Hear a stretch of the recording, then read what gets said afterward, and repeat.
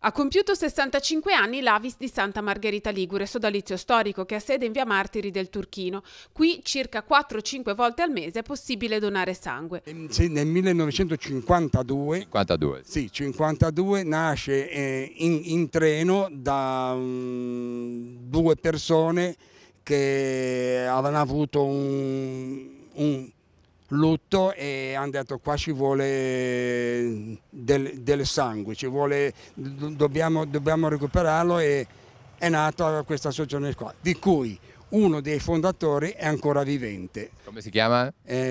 Costante Gardella. L'Avis San Margheritese è stata la prima ad essere fondata nel Levante. Per celebrare i suoi primi 65 anni di vita ha organizzato una festa ai Giardini a Mare che ha coinvolto anche Aido e donatori di midollo osseo, oltre alla band degli Orsi che accompagna i bambini ricoverati all'ospedale Gaslini nel loro tempo di degenza, e ad altre associazioni attive sul territorio. Presente l'autoemoteca per le donazioni di sangue infatti c'è sempre bisogno. In estate, diciamo, l'emergenza aumenta del sangue, quindi soprattutto in questi giorni c'è carenza, ci stanno chiamando dai vari trasfusionali che c'è emergenza sangue. I requisiti per diventare donatori sono: bisogna aver compiuto 18 anni, essere in salute e avere un peso corporeo superiore a 50 kg. Poi appunto la pressione, cose che possono essere legate alla stagione, ok? Queste cose man mano che uno viene durante la visita discuterà col medico. Bisogna anche dire che manca il plasma e c'è bisogno ancora di piastrine, siamo sotto numero a livello anche nazionale, non tanto a livello regionale, ecco, questo volevo dire.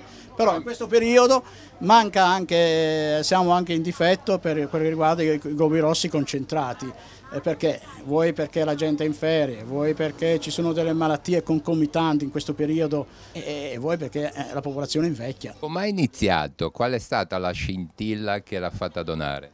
Ma io lavoravo in ospedale e a volte c'era attaccato dove timbriamo la richiesta di sangue, proprio per determinati interventi andavano nei vari poli a scrivere c'è bisogno di sangue, quindi le prime volte era stato proprio in quel momento lì che c'era bisogno, però mi sembrava un senso di altruismo, un senso un po' per gli altri.